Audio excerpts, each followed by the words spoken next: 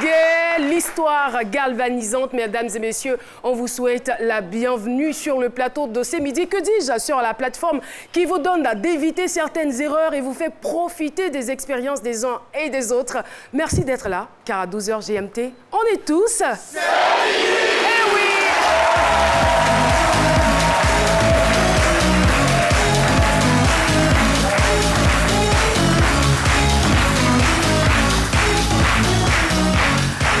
Eh oui!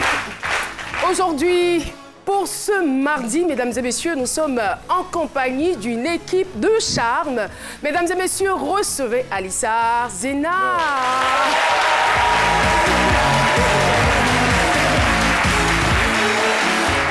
Alissa, ça va? Vous avez la pêche? Ça va très bien. Ça va très bien.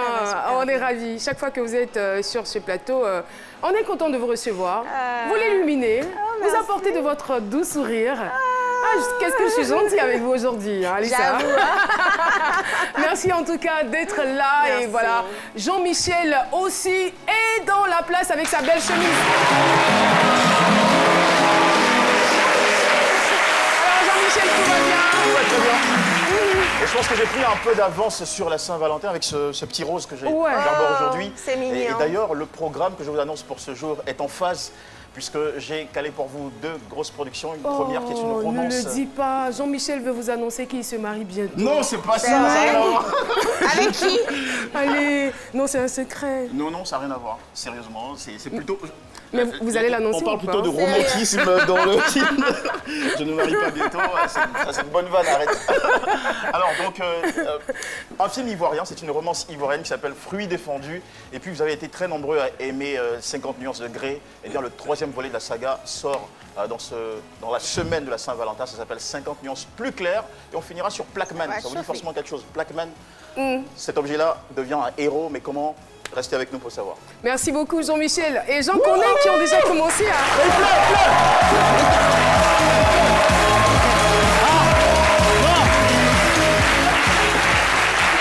Il pleut. Vous êtes dans le studio, mais ça va qu'il pleut dehors? Ah, il pleut fort. Non, la poussière va diminuer un peu à Abidjan, Seigneur. Il pleut.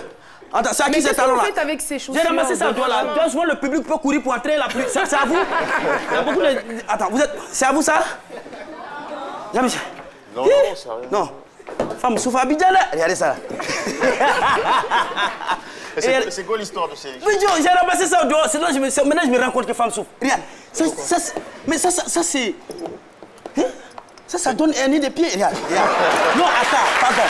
Ici, attends. Un être humain, ça là. Hein? Non. Vraiment.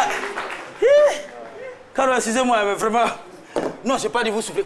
C'est ma maman, vous avez fait. Non. Non, mais moi, ça, hein? Mon accessoire préféré, enfin, ma chaussure féminine préférée sont les escarpins. C'est quoi ça? Les paix plates là? Les escarpins.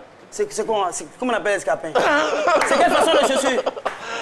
C'est comme un faute d'écrire. Alissa, elle va t'expliquer. Alissa, les escarpins. Ah, d'accord. Ah, ouais, bien. Sinon, ça vraiment, quand vous voyez, généralement, quand vous voyez...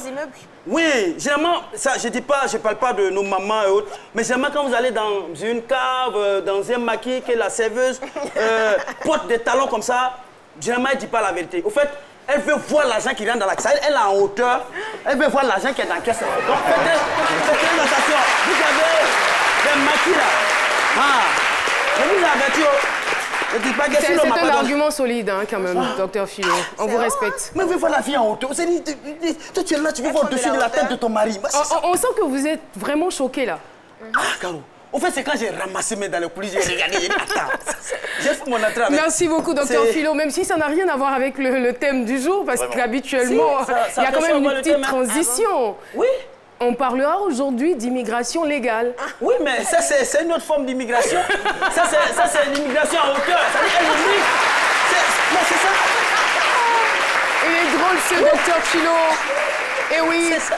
Permettez-moi de vous communiquer tout de suite le thème du jour. Immigrer légalement en Suède. Je mets mon expertise professionnelle au service de la Côte d'Ivoire. C'est pas moi qui le dis, c'est plutôt notre invité témoin que je vais maintenant inviter ici sur ce plateau. Alors, merci de le recevoir.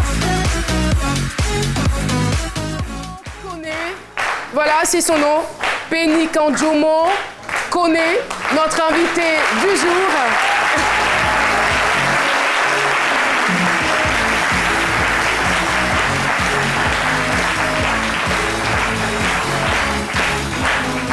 Alors, Monsieur Koné, oui. Bienvenue sur le plateau de C'est Midi. Merci. On est heureux de vous recevoir. Merci. Merci d'être là en tout cas. Et votre nom, il n'est pas aisé, hein. Penny Kandjomo, c'est-à-dire donnez-lui la parole. D'abord, je suis Sénoufo. Tout à fait. Et chez nous, tous les noms ont tous les prénoms ont signification. une signification. Mon nom, c'est une phrase. C'est ça veut dire « on m'a donné la parole ». On m'a donné la parole. Effectivement, nous avons décidé aujourd'hui de vous donner la parole puisque vous avez un témoignage édifiant, une expérience qui va, on va dire, changer la mentalité de plus d'un, des personnes, des jeunes qui nous regardent aujourd'hui. Et vous savez très bien qu'on a longtemps parlé de l'immigration clandestine. On y cherche tant bien que mal de pouvoir éradiquer cela. Mais je pense que votre témoignage sera donc une piste de solution à l'immigration clandestine puisque vous, c'est légalement que vous êtes parti et ça vous a réussi. Je ne vais pas tout donner, je ne vais pas tout déballer maintenant. La suite, ça sera pour tout à l'heure. Mais la parole, on va la donner pour l'instant à notre docteur en humour. On retrouve tout de suite docteur Philo. Merci. Monsieur Koné, Penny, excusez-moi. Penny Kandjomo. Penny Kandjomo. C'est une fois qu'on doit me donner la parole, comment on dit? Moi, un chéri moment. Ah, donc Philo gère au moment. Donc je vais gérer pour le moment. Voilà. Mais c'est vrai, entendre le nom déjà, ça montre même la conviction. C'est-à-dire, c'est un nom, comme c'est un nom rare. Et quelqu'un qui a un nom rare, c'est quelqu'un qui a un comportement rare. Et ce que vous faites là, c'est bien. Et c'est nous faux. Les Sénoufos, depuis le collège, on sait, les Sénoufos sont les petits Sénoufos sont très intelligents. Oui, les lycéens, les petits Sénoufos sont... Il n'y a pas de demi-mesure. Soit il connaît, soit il ne connaît pas. Non, quand il connaît, il connaît. Nous, on avait un nom à la colonne Djeba, la mine d'Agnon, Koulibaly. Il avait 20. Il avait 20. Et je vous félicite. C'est pas pour inciter qui que ce soit. Il connaît ou il ne connaît pas. Mais quand il ne connaît pas, là, il était nul de nul. Moi, j'avais mon voisin, c'est faux. Oui, il avait toujours zéro. Un jour, je lui ai demandé, je lui ai dit, mais Koulibaly Kassim, pourquoi tu vois, tu as zéro chaque fois, tu ne montes même pas un peu. Il dit, sans toutefois me vanter, je pense que c'est un don. Bon, à part lui seul. À part lui seul. J'ai jamais, franchement, félicitations et vous faites bien de parler d'immigration légale. Moi, c'est ce maintenant j'apprends ça. Moi, je ne savais pas que l'immigration était légale.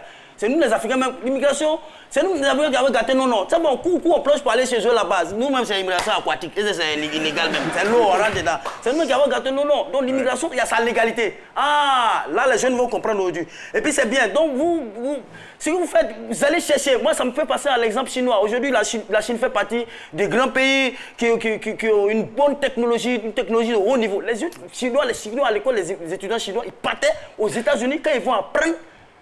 Ils ne restent pas, ils ne travaillent pas là-bas. Ils reviennent apporter cette connaissance à leur pays. Et c'est ce qui a fait que la Chine aujourd'hui a évolué au plan technologique aujourd'hui. Et c'est cet exemple-là que vous êtes en train de nous donner. C'est une leçon que vous êtes en train de nous donner. Et c'est très important.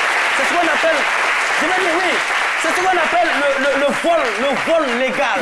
Voler légalement. Voler légalement, c'est-à-dire tu voles, tu viens apprendre à tes frères. Quel genre de vol? Voler de par Il allait voler la connaissance, il est venu apporter au pays. C'est bon. On est des volants, on te vole, jamais ici. Attention à la tête d'Alissa, pardon. Les gars, voilà, donc c'est bien, je vous encourage. Et la Suède, mais c'est un pays bien, même dans la musique. Il y avait un groupe à l'époque, dans les années 90, ivoiro, congolais. C'est en Suède qu'ils ont eu les inspirations suédées. C'est maintenant ils ont mis l'accent sur les Suède, Suède et locaux. C'est en Suède ils ont eu l'inspiration. Okay. Et ils ont fait tabac à l'époque. C'était Suède et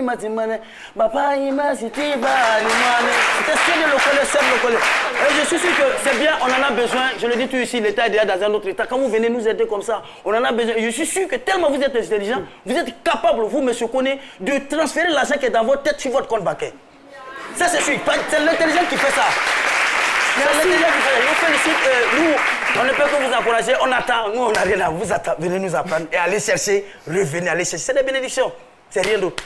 Merci beaucoup, docteur Philo. Je vous en prie. Des fois, je me demande, je me demande bien comment vous faites, comment est-ce qu'on peut mentir de la sorte et puis avoir un air aussi sérieux, être aussi convaincu de son mensonge, de ce qu'on dit. Franchement, chapeau quoi. C'est comme les immigrés illégaux aussi. Quand ils plongent, ils ont un air sérieux, mais ça que oui, bon, c'est pas bon. C'est de là. Merci beaucoup, docteur Philo. Tout de suite, nous allons partir pour la question du micro-trottoir. Pour vous, qu'est-ce que l'immigration légale peut apporter à notre pays? L'immigration légale peut apporter à mon pays, bon, par exemple, les Européens, ils arrivent à fabriquer, à faire évoluer leur technologie. C'est sans doute parce qu'ils reçoivent une formation qui leur permet de faire évoluer leur technologie. Donc si on se rend légalement, par exemple en France, qu'on nous montre comment fabriquer des voitures, quand on revient en Côte d'Ivoire ici, on peut enseigner cela aux jeunes ici. Et puis on pourra fabriquer des voitures aussi, bon, faire évoluer notre technologie en quelque sorte. Les Blancs, ils nous montrent certaines choses au niveau de leurs connaissances et nous apprenons. Sinon, si nous partons aussi apprendre chez eux et venir aussi montrer à nos pauvres frères qui n'ont pas pu aller là-bas pour vérifier certaines choses comme ils n'ont pas vu. Bon, parfaitement, moi je ne connais pas l'Europe. Quand ils vont, c'est joli, c'est joyeux, c'est lumineux. Je rêve d'aller là-bas, mais lorsqu'ils viennent aussi, ils nous apportent aussi, ils essaient de faire comme eux là-bas. Ça nous donne la joie au cœur parce que les pays aussi devaient être tellement jolis à voir. Donc ça permet aussi à d'autres personnes, d'autres pays aussi, de venir aussi en Côte d'Ivoire aussi, essayer d'en profiter pour aller faire chez eux. Voilà pourquoi souvent c'est important d'aller légalement. L'immigration légale est bonne parce que la personne revient avec les connaissances de l'étranger pour le développement du pays. On peut constater un développement. Désormais, ce dernier qui est allé là-bas, qui a appris des choses, va venir montrer aux autres et ils vont mettre cela en application. L'immigration légale, c'est très bon pour notre pays. Si c'est pour les études, on va pour apprendre, pour venir développer notre pays. Donc si c'est légal, c'est très bon pour notre pays. Merci infiniment pour votre collaboration. Eh bien, je rappelle que nous sommes en compagnie de M. Pénican Djoman, Koné, voilà. Il est ingénieur en plomberie, ventilation, chauffage, sanitaire. Il vit en Suède depuis septembre 2004. Il faut dire que vous êtes issu d'une famille de paysans et vous êtes le seul à avoir eu la chance sur 5 d'aller à l'école. Oui. C'est cela. Oui. Et vous étiez justement dans une école de technicien de laboratoire lorsque vous avez eu l'occasion d'aller en Suède. On aimerait bien savoir comment tout cela s'est passé. Oui. Ok, merci de m'avoir donné la parole encore. On n'a même pas le choix, c'est votre nom. Ok. Oui, je suis allé en Suède dans des conditions que j'appelle toujours... je ne comprends même pas. Parce que ce n'était pas prémédité. Non, hein. non. J'étais en formation de technicien supérieur de laboratoire médical. Et j'ai eu un coup de fil de l'ambassade de la Suède qui me demandait si j'avais déposé des papiers pour une formation en Suède. Bon, je n'étais pas au courant. De façon spontanée, j'ai répondu oui. Et puis, je suis allé m'asseoir pour chercher maintenant pourquoi on m'appelait. Bon, il a laissé passer une semaine. Il n'a pas fait signe. Et puis, une semaine après, on me rappelle pour me demander, mais si vous ne voulez pas partir, venez signer un papier pour dire que bon, je ne vais pas partir. J'ai dit, OK, je viens, c'est là. Maintenant, j'appelle le grand frère pour lui demander s'il était au courant de quelque chose. Il me dit, effectivement, j'ai parlé avec un ami depuis un certain moment qui avait dit qu'il avait un truc en Suède. Donc, c'est sûrement lui qui a mis ton nom là-bas. Et l'école m'a appelé de la Suède pour me dire, bon, on attend que vous, pour clore la liste des gens qui vont venir faire la formation. C'est là, le grand frère, puisque c'est lui qui a été l'initiateur, il a commencé à me dire, bon, si tu ne vas pas, vraiment, tu n'es plus mon frère. Les amis aussi, j'ai un ami très proche qui m'a dit, bon, c'est une opportunité. Beaucoup de personnes cherchent cette occasion, donc il faut la saisir. Si tu vois que ça marche, c'est bon. Si ça ne marche pas, viens chez toi. Bon, je me suis levé un jour, on allait faire un passeport. À midi, le passeport était prêt, on allait déposer à l'ambassade. Il était juste midi. Et 17 h, on m'appelle pour me dire le visa est prêt, viens chercher. Le lendemain, je suis parti. Aussi facilement. En même temps, la question que j'ai envie de vous poser, oui. Est-ce que vous pensez qu'il y a un élément qui a dû jouer en votre faveur? Parce qu'il y a beaucoup de personnes, beaucoup de jeunes, peut-être comme vous, oui. Qui avaient cette intention-là, mais qui n'ont pas pu y aller. Mais pourquoi vous, qui n'étiez même pas intéressé, qui avez été, je ne sais pas, pistonné peut-être par quelqu'un d'autre, vous avez l'occasion de partir aussi facilement? Est-ce qu'il y avait un élément qui jouait en votre faveur? Oui, je peux dire que d'abord c'était la chance. Peut-être que ça n'a pas été aussi facile pour la personne qui a fait le dossier. Je ne sais pas comment il s'est arrangé. Et c'est parce que le grand frère a vu en moi depuis longtemps quelqu'un qui peut faire mieux et qui, au lieu de vouloir prendre des voies qui ne sont pas bien, a voulu que je passe par son ami pour pouvoir aller en Suède. Et ce jour-là, je ne sais pas vraiment si c'est parce qu'il était intelligent à l'école ou bien il était brillant que je suis parti. Mais je pense que c'est la chance qui a aussi beaucoup joué à ma faveur. Mais je veux dire, non seulement la chance, mais parce que vous étiez peut-être sérieux dans ce que vous faisiez. Oui, j'ai que le grand frère a eu confiance en vous. J'ai toujours été sérieux dans tout ce que j'ai fait. Et c'est ce qui a fait d'ailleurs le grand frère. Moi, on ne s'entendait pas toujours à la maison parce que je n'ai jamais aimé qu'on m'impose quelque chose. Et si tu veux que je m'asseye là, il faut me convaincre de m'asseoir. Pas me dire, bon, ici, tu dois t'asseoir. Voilà. Pourquoi je dois m'asseoir? Voilà, pourquoi je dois m'asseoir. Donc, ça a fait que lui et moi, on était toujours en conflit. Je pense qu'à quelque part aussi, vu que lui, là, il va me fatiguer, il n'a pas parti. Et je suis sûre que la question, vous voulez être posée, pourquoi je dois partir? Et vous avez notamment eu les réponses avec vos proches qui vous ont dit que ça sera certainement profitable pour vous. Alors, vous arrivez... Je ne sais pas s'il faut dire bon gré, mal gré, vous arrivez quand même en Suède. Et les premières impressions, les premières émotions, c'est quoi? C'était le froid. D'abord, il faut dire la galère, déjà, ça a commencé depuis la Belgique. Parce que quand je quittais la Côte d'Ivoire, bon, avec vraiment très peu d'argent, arrivé en Belgique, les policiers ont trouvé que le visa qui était dans mon passeport, ce n'était pas le visa qu'on devait mettre. Puis ça s'est passé de façon précipitée. Donc, j'étais bloqué.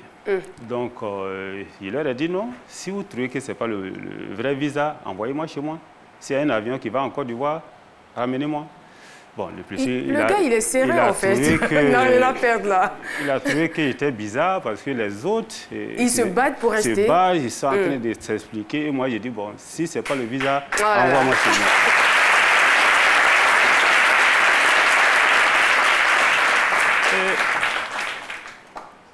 Je rate l'avion qui devait prendre à 9 h pour aller sur la Suède. Et c'est le soir, un policier vient en courant, c'était une dame. Elle vient avec de la nourriture. Ah, monsieur Koné, mangez ça. À 16 h, vous avez un avion qui va vous amener en Suède. Et c'est comme ça, je suis parti, arrivé en Suède. L'école était fermée, je ne connais personne. Il y a un monsieur aussi qui m'a vu à l'aéroport comme un oiseau perdu dans la forêt, qui est venu me voir, me dit, ah, vous avez un problème? J'ai dit, oui, j'ai un problème. Il dit, bon, qu'est-ce que vous avez? Il dit, je suis venu ici, je ne connais personne, je ne sais pas où aller. Et voilà. Il a pris mon papier, il a regardé et il me dit, bon, dors ici, demain, je vais m'occuper de toi. Voilà. Donc, c'est la bénédiction des parents aussi qui a beaucoup joué. On va peut-être épargner les téléspectateurs de certains détails. On imagine déjà, hein, ça n'a pas du tout été facile, puisque ce n'était pas forcément quelque chose de préparé. Vous arrivez, vous ne connaissez personne. Donc, vous vous débrouillez tant bien que mal pour vous en sortir. Et là, vous allez dans l'intention, bien sûr, de poursuivre vos études. Oui, j'étais allé... De continuer votre activité.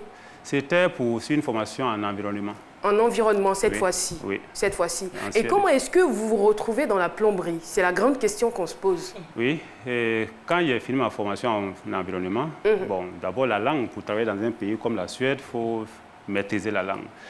Bon, je vais dire travailler en environnement en Suède, il faut maîtriser la langue suédoise. Et comme j'ai trouvé que c'était un peu difficile, je me suis dit, bon, il fallait que j'apprenne un métier. Parce que je ne vais pas aller en Suède après avoir allé à l'école pendant plusieurs années en Côte d'Ivoire et puis aller faire des métiers de nettoyage comme tous nos... Des petits métiers. Voilà. Donc, j'ai décidé de faire une formation, avoir une formation de qualité. Parce que la plomberie, vous voyez, c'est de là. Un plombier est un artisan.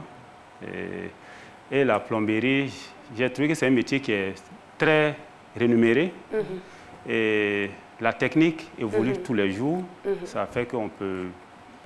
On ne peut pas s'ennuyer, merci. Mais vous nous disiez quand même que vous avez tenté plusieurs petits métiers. Oui. Oui, bon, c'est ce que je ne voulais pas peut-être dire ici. J'ai gardé enfant des gens. Oui, mais ce n'est pas grave. Et votre histoire nous intéresse, ce parcours-là. Nettoyé chez les gens. Oui. J'ai fait plein de trucs. C'est la partie du film même qui est intéressante. Non, je n'ai pas aimé. Pourquoi? Le nettoyage et autres. Non, garder les enfants.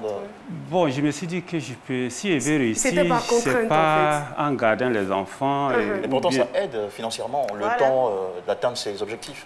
Oui, mais je me suis dit qu'il fallait aller vite. Mais non,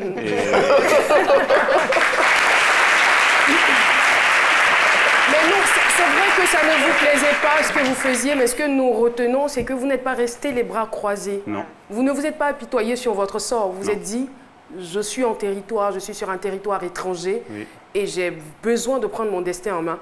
Et là, vous essayez plusieurs choses. Vous aimez, vous n'aimez pas. Et c'est dans ce tas de choses que vous remarquez que, parmi tout ce que je fais là, il y a quelque chose de juteux. La plomberie. Ça paye. Et à partir de ce moment, quand vous vous rendez compte que la plomberie pourrait faire votre affaire, quelle décision vous prenez? J'ai pris la décision d'aller à une organisation en Suède qui s'occupe de la formation quand tu es adulte, parce que bon, j'étais déjà adulte, qui s'occupe de la formation des adultes. Je suis allé les voir, je dis bon, je ne vais plus nettoyer, je ne vais plus garder l'enfant de quelqu'un, je vais faire une formation. Elle me dit, qu'est-ce que tu veux faire? Je dis bon, soit plombier ou bien électricien. Et elle me dit, si tu dois choisir entre les deux, tu fais quoi? Je dis, j'ai choisi la plomberie. Et c'est comme ça que je suis parti à la formation à l'école de plombier en Suède. Pourquoi vous avez choisi la plomberie? Pourquoi la plomberie? Est-ce qu'il n'y a pas d'autres intentions, au-delà même d'avoir le petit jeton, d'autres intentions? Parce qu'on sait que les plombiers, ils ont accès à notre intimité. Oui? Quand il rentre dans la maison, là, si le monsieur qui est là, où il a arrangé dans la toilette, là, la fille est là, tout ça, là, il a des intentions, il peut voir ce qu'il y a. Est-ce qu'il n'y a pas tout ça? Il n'y a pas d'autres intentions? Non, c'est vrai, c'est rien de tout ça qui m'a vraiment motivé. J'ai trouvé que c'est une technique qui était bien. Et déjà, j'avais mis dans ma tête que si j'apprenais la plomberie, un jour, je dois envoyer ça en Côte d'Ivoire. Mais ça a été un peu précipité, mais Dieu merci, ça se passe très bien. Avant même de parler de la Côte d'Ivoire, on va dire que vous prenez vos marques, vous arrivez à vous ériger en entreprise. Justement, qu'est-ce qui vous conduit dans la dynamique entrepreneuriale? Ce qui me conduit ou bien comment j'ai fait... Tout cela, voilà. Y compris. Ok, depuis le premier jour à l'école de plomberie, j'avais déjà décidé qu'un jour j'allais créer mon entreprise. Et quand j'ai créé, ce n'était pas aussi facile, ce n'était pas mou, comme on le dit. J'ai surmonté beaucoup de difficultés. Mais entre autres, être noir, étranger dans un pays blanc et employer des blancs, c'est pas... Des gens l'acceptaient, mais d'autres se disaient, mais pourquoi moi je vais travailler pour lui? Et en plus de cela, il y a le climat, il fait froid. Aujourd'hui, par exemple... Mais vous avez fini par convaincre ces Blancs de travailler avec vous? Oui, oui. J'ai entendu plusieurs fois que j'ai été le meilleur chef, patron qu'ils ont connu dans tous les cas. Il y a certains qui sont parmi nous ici dans ce studio? Non? La dame qui est au milieu là... Elle peut se lever pour qu'on la voit bien? Elle s'appelle Solveig Eriksson.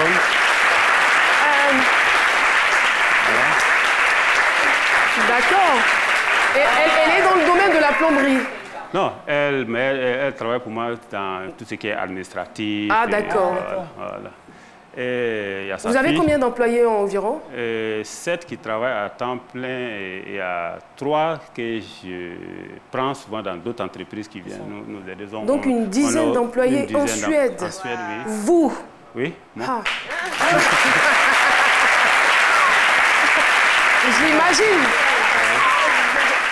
J'imagine. Déjà, seul, c'est pas évident de se prendre en charge, mais vous avez une entreprise.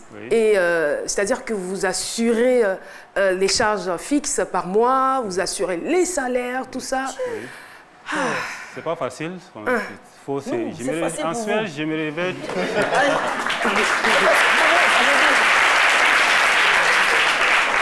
Est-ce que vous pouvez nous résumer un tout petit peu la stratégie que vous avez mise en place pour pouvoir créer cela? L'entreprise Non seulement l'entreprise, oui. mais comment est-ce que vous vous êtes organisé et comment est-ce que vous arrivez à aussi bien fonctionner? Pour fonctionner en tant qu'un entrepreneur, il faut être complice de tes employés. Parce que moi, je les appelle mes collaborateurs. Tout à fait. Et quand les employés sont bien, quand ils se portent bien, quand ils sont contents, il n'y a rien à faire, ça va marcher. Voilà. Et c'est ce que j'ai eu comme stratégie. Et c'est Soulevé Kétu, ma conseillère. Bon, j'en profite pour dire qu'elle, je l'ai connue le jour que je devrais créer mon entreprise. Et quand je venais, après elle m'a dit que quand je venais, elle a dit « Ah, c'est encore un qui arrive ». Mais Dieu merci. C'est encore un qui arrive. C'est encore, bon, pour elle, c'est... Quelqu'un qui venait peut-être à demander de l'aide, voilà. De l'argent. Donc, elle s'était trompée, hein, littéralement. Hein. Ils ne sont pas tous pareils, les nègres. Non, non. Enfin.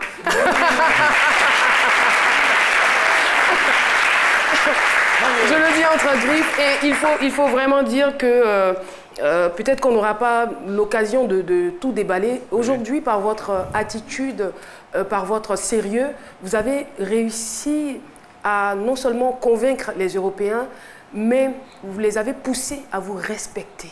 Oui. Aujourd'hui, ils vous respectent. Oui. Aujourd'hui, ils vous réclament. Oui. Et aujourd'hui, ils vous récompensent. Oui. Justement parce que vous avez été récipiendaire de plusieurs prix, oui. Notamment le prix du meilleur entrepreneur de la commune de Avesta, oui. Voilà. Le premier prix. Le prix du mérite, oui. Ça c'était à Stockholm. À Stockholm, d'accord. Oui. Le prix du nouveau meilleur entrepreneur de la région. Oui. Et vous avez également eu le prix du nouveau meilleur constructeur de la région en 2017.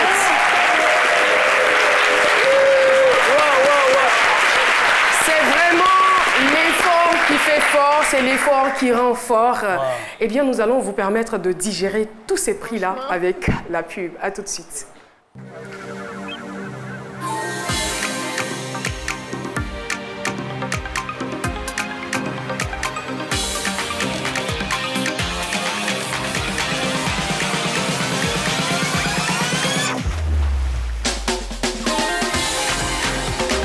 Parce qu'il s'agit de vos envies, de vos passions, de vos ambitions. Avec nous, tout devient possible. Profitez. Et voilà, nous sommes de retour sur le plateau de ce midi. Échangeons donc avant la pub avec Monsieur Koné. Monsieur Koné qui était ici, qui suivait donc une formation dans un laboratoire médical. Et voilà, coup du sort, il se retrouve en Suède contre son gré. Mais il ne va pas baisser les bras. Il va travailler dur, affronter toutes sortes de difficultés, se surpasser et aujourd'hui attirer l'attention des Suédois sur lui. Aujourd'hui, c'est un grand. Aujourd'hui, il est respecté de là où il est. Aujourd'hui, il a eu plusieurs prix.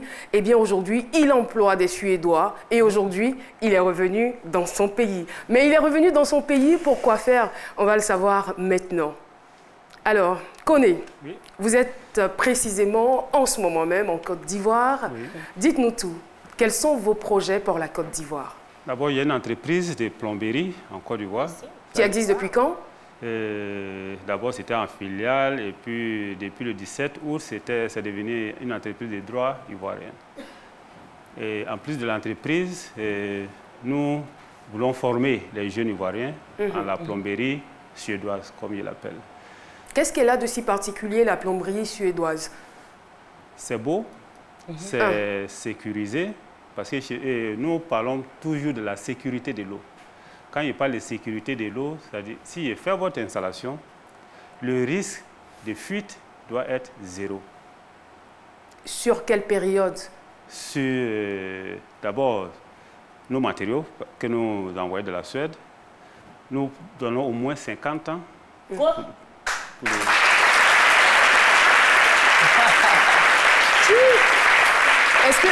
est-ce que vous êtes en train de nous dire que les problèmes de fuite que nous avons ici sont liés à la qualité des matériaux utilisés? Il y a la qualité et puis il y a la façon dont le matériel est installé. Voilà. Et c'est ce qui fait aussi notre exigence. Le matériel que nous avons de la Suède, nous exigeons que ceux qui l'installent soient formés par nous, parce que un matériel, quelle que soit sa qualité, mal installé, n'a plus sa valeur.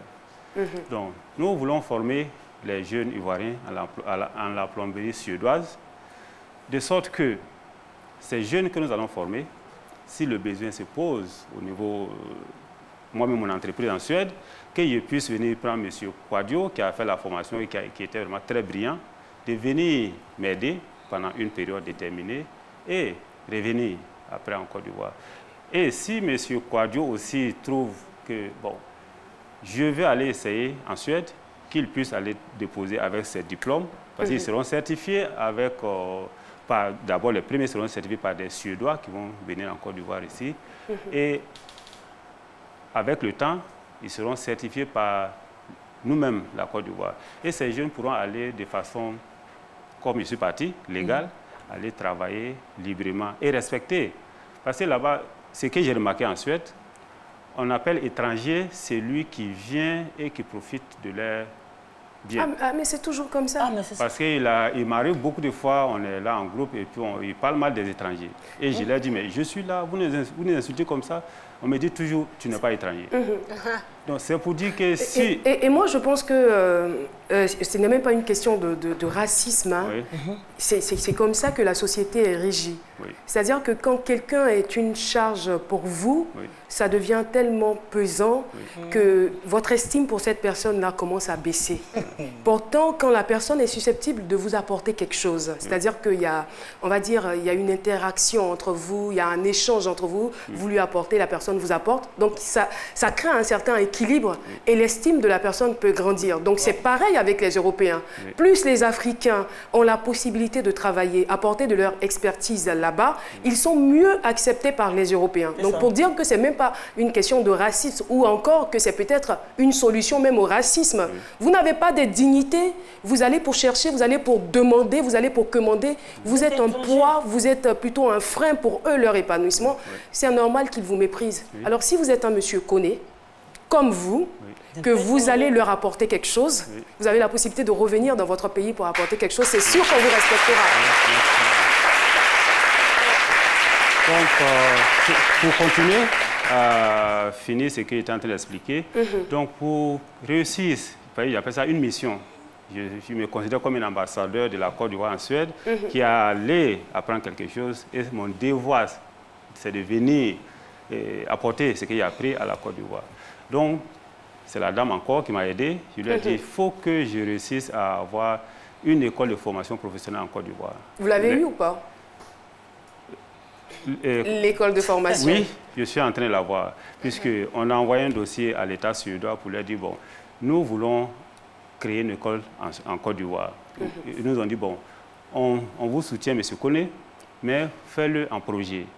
Donc la Suède nous a accompagnés financièrement et moralement, avec tous les soutiens. Donc nous venons, le 8 déjà, nous allons commencer à former 5 jeunes Ivoiriens à la plomberie suédoise. Ils vont d'abord commencer la formation ici et aller terminer en Suède. Et à partir du 10 d'avril 2019, ils vont nous servir de professeurs à l'école que nous allons mettre en place. Et Dieu merci, j'ai croisé un entrepreneur très déterminé avant-hier qui veut être un partenaire de notre projet. Et je peux dire l'école est à 60% prêt pour fonctionner à partir d'avril 2019. Bravo, hein. J'aimerais qu'on revienne sur... vous avez parlé de la qualité du matériel en Suède. Oui. Alors, je voudrais qu'on revienne sur ce point-là. 2 questions. Oui. Est-ce qu'en Côte d'Ivoire, on n'a pas la même qualité de matériel parlant des accessoires que vous utilisez dans la plomberie? Non. Non. Alors, est-ce que vous pensez qu'il ne serait pas aussi intéressant de créer une unité de fabrication de ce même matériel-là chez vous? Oui, ça est en cours.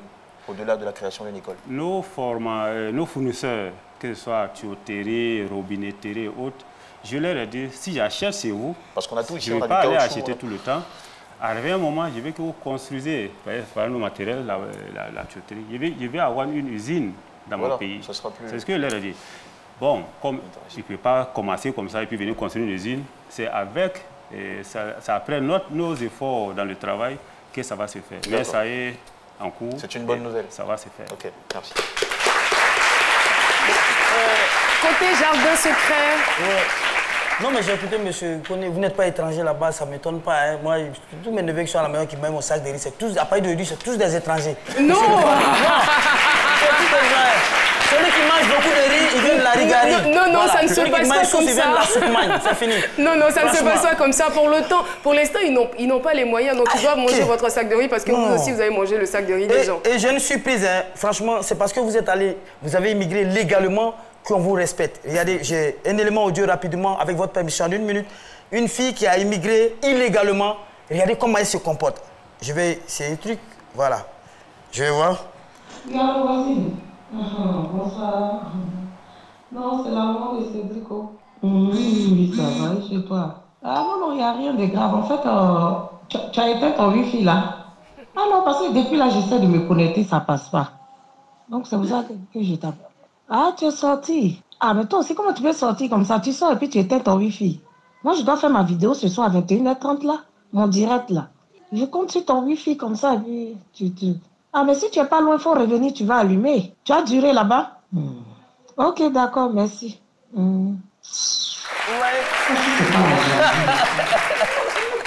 Ça, c'est la sorcellerie qui est là-bas.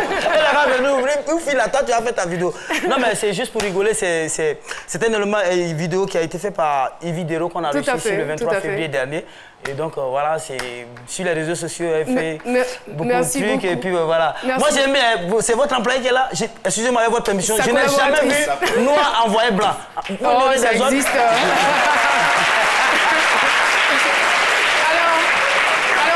Très rapidement, il y a des jeunes qui nous regardent, qui se disent « Ah, mais on nous demande de ne pas immigrer, tout cela, ou de ne pas immigrer, c'est long. » Mais voici quelqu'un qui est parti et qui a réussi. À ces jeunes-là, qu'est-ce que vous leur dites?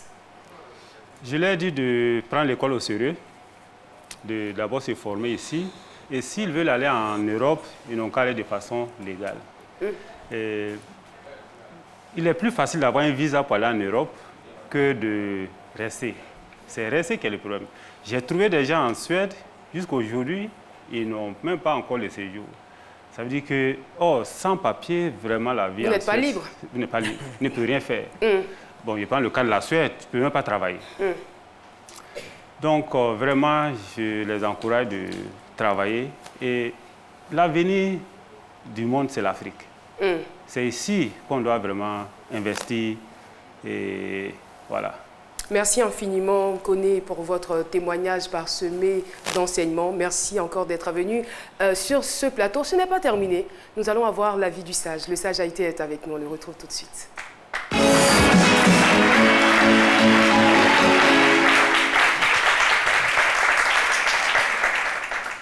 Monsieur Pénican Dumont, je vous avoue, si c'est à refaire, je serais plombier comme vous. Peut-être pas en Suède, mais je serais plombier. Parce que c'est un métier porteur. Heureux comme M. Pénican Dumont, qui a fait un bon voyage et qui, plein d'usages et de raisons et plein de savoir, a décidé de revenir chez lui pour mettre son savoir au service de sa communauté. C'est ça qui est important, c'est-à-dire partir, mais revenir pour former les autres aussi, pour que notre communauté en profite. Alors, des messieurs comme Pénican Dumont connaît, nous en voulons beaucoup. Pas en plomb, mais en or.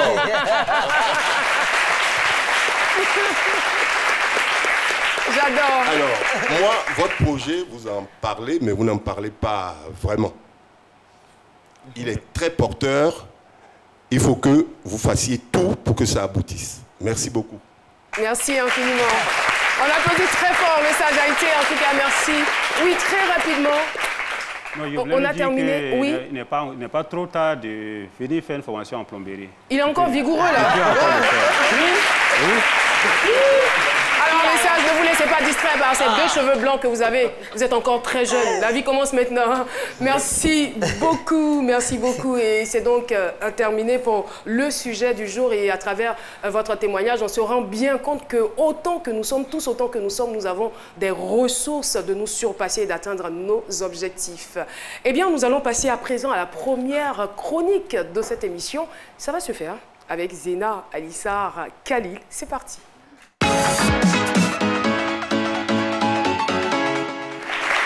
Alors, mes chers affairés, notre Usain Bolt a décidé de poster une photo de ses pieds sur les réseaux sociaux il y a quelques jours de cela et ça a créé la polémique.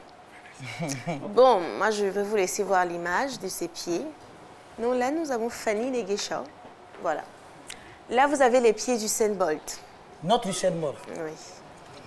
Non. Ça a créé la polémique sur les réseaux sociaux car les internautes ont trouvé qu'il avait des pieds dégueulasses. Qu'avec tout l'argent qu'il avait, il ne pouvait pas se faire une pédicure. Mais bon, mais c'est ça qui lui permet d'aller plus vite. Il ne peut pas... C'est naturel. J'avoue. Pour sa défense, en fait, il a dit que c'est parce qu'il portait tout le temps des chaussures et puis il fallait courir. Bon, enfin, je rejoins un peu ce que Philo vient de dire. Oui. Mais bon, après, chacun a ses petits secrets. Hein. Je dis c'est, je dis rien. Le train à vitesse. On va partir avec Fanny Neguesha, qui, je ne sais plus comment ça se passe avec elle en ce moment. Entre la bouche, le nez, les maquillages, c'est chaud en ce moment. Elle fait le buzz sur les réseaux sociaux parce que les internautes aussi ont jugé qu'elle ressemblait à un homme sur cette photo. Fanny Neguesha, en fait, elle est influenceuse sur les réseaux sociaux. Voilà. Elle a plein de followers et tout. Elle pose pour de la lingerie fine et tout. Elle sort avec des footballeurs. C'est l'ex de Mario Balotelli. Ah. Donc, c'est comme ça qu'elle s'est fait connaître sur les réseaux sociaux. Donc, voilà. Moi, je ne dirais rien. Je dirais plutôt qu'elle ressemble à un poisson. En part en 3, retrouver Kylie Jenner qui a eu son bébé le 1er février dernier. Et gros coup de pub, la famille a profité pour présenter Chicago, le dernier bébé de Kim Kardashian. Kylie Jenner a eu une petite fille, elle s'est excusée auprès de ses abonnés. Elle a dit qu'elle voulait garder cette grossesse secrète parce qu'elle ne voulait pas transmettre des ondes négatives à son bébé, parce qu'elle ne voulait pas le stresser. Donc voilà, elle est mère depuis le 1er février. On lui souhaite beaucoup de bonheur. On va terminer avec cette représentation 3D de Nefertiti que les internautes ont jugé un peu bizarre parce qu'en réalité, elle est un peu noire. Voilà, comme vous le voyez sur la photo de droite. Et cette représentation 3D, on la voit avec la peau un peu blanchie. Les internautes ont trouvé que c'était un peu bizarre. Mais bon, on va faire des vérifications et on va revenir avec plus d'informations sur ce sujet. C'est tout projet. Merci infiniment, Alissar. Vous l'attendiez certainement, le quiz C'est midi. Eh bien, si vous avez suivi l'émission d'hier, nous avons récompensé 2 personnes, un homme et une dame. Chacun est reparti avec la somme de 100 000 francs. Alors, tout comme eux, si vous voulez avoir 100 000 francs la semaine prochaine, c'est simple, il suffit de répondre à la question suivante. Combien y a-t-il de sages dans la nouvelle saison de C'est midi? Réponse A, 2. Réponse B, 3. Envoie A ou B au 98 133 pour tenter de gagner 100 000 francs CFA. Tout de suite, nous retrouvons Jean-Michel.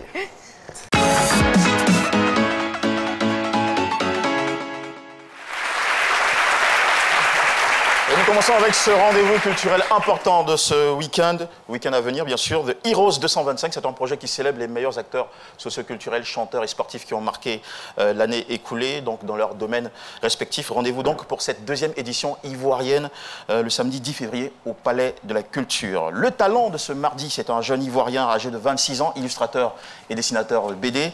Il est titulaire d'un brevet technique artistique. Il s'appelle Sénac Kwame Didier. C'est un garçon qui, à la base, est fan de manga. Il est capable, à partir de votre photo, de vous transformer en héros de manga. Et puis, ce qui m'a surtout intéressé chez lui, c'est le projet sur lequel il travaille en ce moment. C'est un projet qui consiste à raconter toute une histoire en bande dessinée, l'histoire d'un héros ivoirien, on va le dire, qui utilise le Plaquemine. Vous connaissez très bien ce petit accessoire fait de bois. Non, Plaquemine, c'est pas pour les hommes même. Avant, oui. Non, peut-être c'est pour les oiseaux maintenant. Plaquemine, les petits trucs, on met caoutchouc de l'Afrique, ça, c'est ta petite gouverne. Alors, Le plaquemage, c'est un justicier, donc je le disais à l'instant, qui utilise cette petite arme traditionnelle bien connue en Côte d'Ivoire. L'idée, en tout cas, en le présentant, c'est bien lui. Tu vas te tenir debout, Sénac, ce jeune Ivoirien. L'idée est d'encourager ce genre d'initiative parce que nous devons créer des héros africains pour l'Afrique et le monde. Et c'est ce qu'il fait, ce garçon. Vous pouvez le suivre sur ses différents comptes sociaux, Facebook et Instagram, et pourquoi pas l'accompagner jusqu'à l'aboutissement de ce projet. Bravo, et encore des applaudissements pour toi. Cinéma maintenant, avec une belle romance ivoirienne qui met en vedette un jeune couple, Mia et Willy, confrontés à des challenges financiers après la fermeture d'entreprise dans laquelle ils travaillent tous les deux. Alors, Mia, elle décide d'aller en France, lancer une affaire. À partir de là-bas, elle envoie des mandats à Willy. Est-ce que ce couple pourra résister à l'épreuve de la distance? Un mélange de trahison, de mensonges et même de vengeance. Regardez des images qui vont vous donner forcément envie.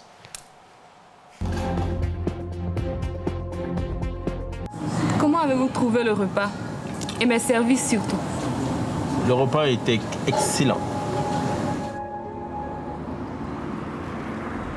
Tu as vraiment confiance en ce mec? T'en fais pas. Sûrement se la couler douce aux bled avec tout ce magot que tu lui rapportes. Mais non, il n'est pas comme ça. Il ne veut plus me voir. Mais colle-lui un gosse. Je connais pas de Willy. Il s'appelle Willy Vanguard. Apparemment, il a déménagé. Trouve-moi sa nouvelle adresse. Mais comment t'as fait pour te retrouver dans cette galère? Je t'ai dit que tu entendrais parler de moi. Je t'avais bien prévenu, je ne veux plus te voir dans ma vie. Qu'est-ce que vous? Viens, allez.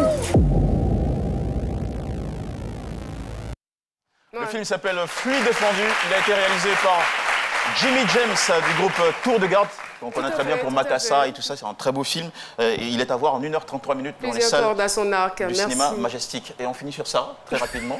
On n'a plus le temps. La prochaine fois, alors. Merci. Mais en une phrase, très rapidement. Bien, d'accord. Donc la semaine prochaine, vous parlerez du film à voir absolument pour la Saint-Valentin. C'est 50 nuances plus claires. Après 50 nuances de gris. Merci beaucoup Jean-Michel. Et tout de suite, nous allons partir pour ces chap-chap avec cette fois-ci un journaliste, Wakili Alafé, vous le connaissez. C'est parti.